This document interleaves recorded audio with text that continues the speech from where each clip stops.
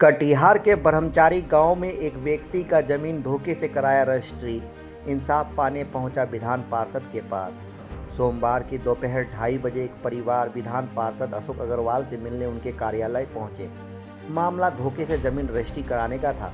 मामले के बारे में नरेश मुंडा ने बताया कि गांव के ही वहीदुल हक ने उन्हें कहा कि उनके पिता के नाम पर लाल कार्ड का जमीन मिला है, लेकिन वह जमीन नहीं ले सकते, इसलिए उन्हें बेच दे।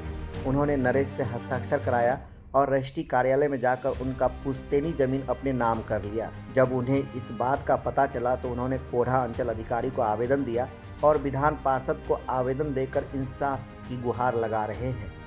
मामला ये है कि ये लोग रतारा थाना के ब्रह्मचारी गांव के निवासी हैं और हमारे संगठन महाकाल सेना से ये लोग जुड़े हुए हैं।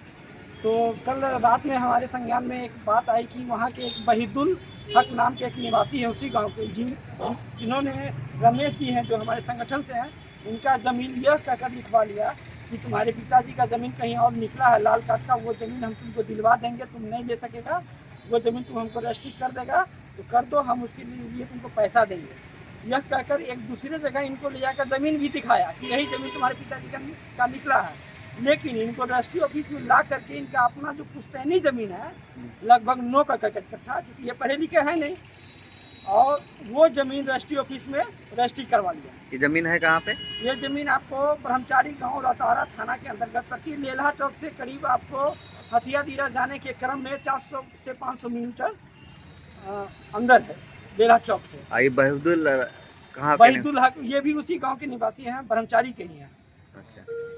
और चूँकि एक बात और मैं जानूँ, इस गांव में इस तरह की पहले भी 2-3 घटना हो चुकी है। ये उस गांव के निवासी हैं और ये भी इस बात की हमको पुष्टि की है कि इसमें सर पहले भी 3-4 घटना इस तरह की हो चुकी है। क्योंकि लोग डरते हैं, वहाँ पर ये लोग अल्पसंख्यक के रूप में हैं। मुश्किल से 20-25 घर है इस समुदाय का, सनातन से समुदाय का, और ये लोग डरते हैं। यहाँ तक कि इनको ये भी चीज़ बोला गया है कि तुम कहीं जाओगे तो तुमको देख लेंगे, यानी कि इनको अप्रत्यक्ष रूप से धमकी भी दी गई है। तो अब क्या चाह रहे हैं? अब हम लोग इनको चूँकि हमारे संगठन से जुड़े हुए हैं तो इनको एमएलसी साहब के यहाँ लेके आए हैं, और इन चूँकि एमएलसी साहब का ध्यान में भी नहीं है, यहाँ आवेदन दे दिया जाता है और बाद में आगे जो भी प्रशासनिक होगा हम लोग डीएसपी साहब से भी मिलेंगे, थाना में भी इनके द्वारा आवेदन देंगे।